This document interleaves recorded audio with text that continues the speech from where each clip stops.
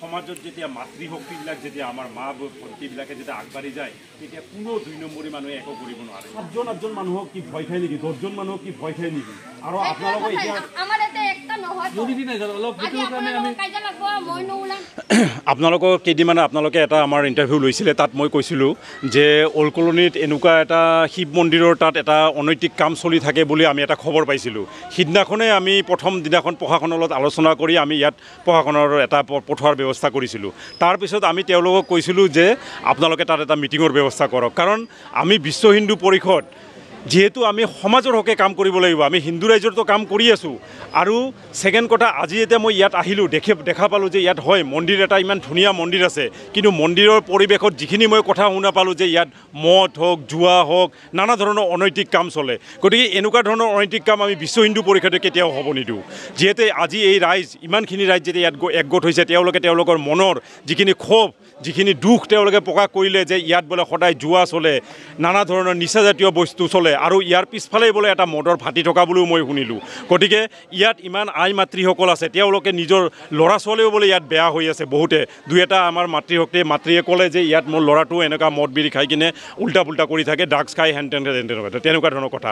গতিকে আমি বিশ্ব হিন্দু পৰিষদে তেওঁলোকক আশ্বাস দিছোঁ, যিহেতু আমি ইয়াত আজিৰ পৰা সোমালোঁ, গতিকে এনেকুৱা সমাজ বিৰোধী শক্তি আজিৰ পৰা ইয়াত আহিব নোৱাৰিব। যদি আহে আমি তেওঁলোকক কিন্তু আমি বজৰং দলৰ তৰফৰ পৰা আমি তেওঁলোকক ব্যৱস্থা ল'ম, আৰু লগতে আমি প্ৰশাসনক অনুৰোধ কৰিম যাতে ইয়াত হৈ থকা অনৈতিক কামবিলাক, যিবিলাক বেয়া কাম চলি আছে, মদৰ, ড্ৰাগছৰ, নানা ধৰণৰ জুৱাৰ, গতিকে এইবিলাক যাতে ইয়াতে আজিৰ পৰা হ'ব নাপায়, তেওঁলোকক যাতে উঠাই কিনে তেওঁলোকক এটা বিহিত ব্যৱস্থা লয়। কাৰণ নহ'লে ইয়াৰ এটা পৰিৱেশ বিনষ্ট হৈ যাব।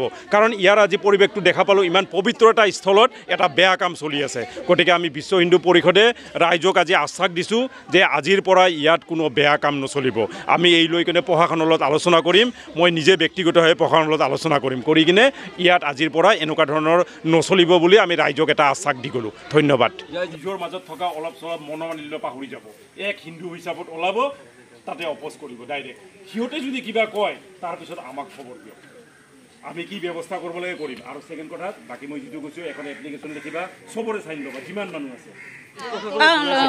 পিপি থানাত গেছিলোঁ আমি, কিন্তু পিপি থানায় আমাক কোনো ব্যৱস্থা লোৱা নাই, মানে প্ৰমাণ খোজে। এতিয়া যদি আমি ৰাতি মানে উঠি কিনে তো প্ৰমাণ দিব নোৱাৰোঁ, ঘৰে ঘৰে যাব লাগিব প্ৰমাণ দিবৰ কাৰণে। এইটোতো আমি মানে বোৱাৰী হৈ কাৰো ঘৰত যাই অকলে যাব নোৱাৰোঁ। আৰু যেতিয়া আমি মানে গোটেই লগ মানুহ লৈ যাম, তেতিয়া সিহঁতে নাথাকে, আৰু বাহিৰৰ ল'ৰাবিলাকে আহি ইয়াতে বেয়া বেয়া গালি পাতে, তেনেহ'লে আমাকো বেয়া লাগে। আৰু জুৱাটো হয়, যেতিয়া জুৱাটো মানে বাহিৰৰ মানুহবিলাক আহি জুৱা খেলে, যদি আমাৰ কলনীৰ ল'ৰাবিলাকে যদি একত্ৰিত হৈ যদি কৰে, তেনেহ'লে আমাৰ বাহিৰৰ ল'ৰাবিলাক আহিবই নোৱাৰে। কিন্তু আমাৰ কলনীৰ ল'ৰাবিলাকো ষ্ট্ৰং হ'ব লাগিব, আৰু যাতে বাহিৰৰ ল'ৰাবিলাকো আহিব নোৱাৰে। মই প্ৰশাসনক এইটোৱে ক'ম, যাতে ইয়াতে যে ধান্দাবাজি কামবিলাক হয় এইবোৰ হ'ব নালাগে, আৰু বাহিৰৰ মানুহবিলাক যি আহে, যাতে আজি যদি ভিডিঅ'টো চাব, সঁচাই নিশ্চয় গম পাব সিহঁতে যে এনেকুৱা ষ্টেপ এটা লৈছে। যদি ইয়াতে এনেকুৱা ষ্টেপ লৈছে, আজিৰ পৰা যাতে এনেকুৱা কাম নহয়, আৰু আমিও যাতে সজাগ হওঁ। আমাৰ এই বিশ্ব হিন্দু পৰিষদে আপোনালোকক আশা দিছে নেকি? মোক বিশ্ব পৰিষদ হিন্দুৱে আমাক আশা দিছে যাতে ইয়াতে আৰু এনেকুৱা কাম নহ'ব। হ্যাঁ, নূরজাহান বলে যে ও কেউ কিছু আমাদেরকে করতে পারবে না, ওর হাতেই আছে। যেহেতু আমার ছেলে ওনার মেয়েকে ছোট থেকে বান্ধবী বইলা, এখন দেখি বিয়া তো করে না, এমনি রেখে দিছে আমার ছেলে। এখানে একদম এখান থেকে সিধা যাওয়া, মেন ঘাটি ওনার। বাইরে যে লোকগুলো আসে আমরা তো চিনি না, সেই মোটা মোটা মেয়ে আসবে, ছোট ছোট মেয়েগুলো আসবে, এখানে এসে সিঁদুর পড়বে। তারপরে এখানে আরেকজন, এখানে একজন ছিল, ওনার ছেলে বিয়া করছে। এই যে এখানে যখন ভাষণ দিল, ওনার ছেলে বিয়া করছে, এখন তো ছাড়াছাড়ি হয়ে গেল। হ্যাঁ, আমার ছেলে গাঁজাও খায়, তারপরে হলো যে এত একটা প্যাকেট আছে সাদা রঙের, কিসের জন্য হইতেছে? হ্যাঁ, এখানে তো সবাই খায়, ছোট বড় স্কুল বাদ দিয়ে সবাই খাচ্ছে, নোংরামি হচ্ছে। এদিক দিয়ে সোজা যাবেন, এখান থেকে সব বাড়িতে আছে, 3টা বাড়ি আছে এখানে, 3টা বাড়ি। আমার ছেলেও 20 টাকা 30 টাকা দিয়ে ওই বাড়িতে যায়, এত বড় আমার সর্বনাশ হচ্ছে। আমি মানুষের বাড়ি কাজ করি, চোর গুন্ডা বদমাশ হয়ে গেছে আমার ছেলে, একবার চুরিও করলো, এই জন্য সাজা পাইলো, এখন লাইন মতন দিছি কাজে। নেশাটা ছাড়াইতে পারতেছি না আমি, 1 মাস ধরে মানে আমি ভাত না খাই না, কিচ্ছু করতে পারতেছি না। পাড়ার লোক সবাই জানে আমি মানুষের বাড়ি কাজ করি, ওর বাবা নাই, সেই ছোট ছোট বাচ্চারা বরবাদ করা হয়। আজকের থেকে না, আজকে 9 করে 20 বছর আগের থেকে এখানে হাঙ্গামা চলছে, ঠিক আছে। এটার জন্য যদি আমরা বিরোধ করি, তাহলে বলে তোদের কি প্রবলেম হয়, তোদের ঘরে তো কোনো কিছু ছেলে মা বোনকে ডাকি না। আমি বলি, ডাকা প্রশ্ন না, আজকে আমাদের ছেলে মেয়েগুলো বড় হইতেছে বা আজকে কারোরই ছেলে মেয়ে বড় হইতেছে, কিন্তু এটা খারাপ রাস্তা চলে যেতেছে।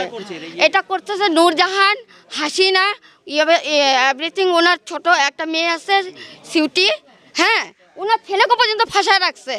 তারা হ্যাঁ, এখানেই থাকে? এখানেই থাকে, এই 3 নম্বর গলিতে। আর একজন মদ বিক্রি করে, ওনার নাম পিঙ্কি।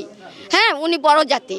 হ্যাঁ, এই দুনিয়ার মেয়ে আনে, আয়না এখানে রাখে, এখানে বিজনেস করে, দুনিয়ার ছেলেগুলো আসে। আমিও আজকেও ভিডিও করছি, 3টা ছেলে ঢুকছে, 3টা ছেলে ঢুকছে। আর এখানে গাঁজা, জুয়া, মদ সমস্তই চলে। মানে আমাদের মহিলারা বা আমাদের মেয়েরা এখানে বাইরে হতে পারে না। আগের থেকে নাই 20 বছর আগের থেকে চলছে। এটার জন্য আমি বহুত বিরোধ করছি, কিন্তু আমার কথা, আমার পিছনে কেউ দাঁড়ায় নেই।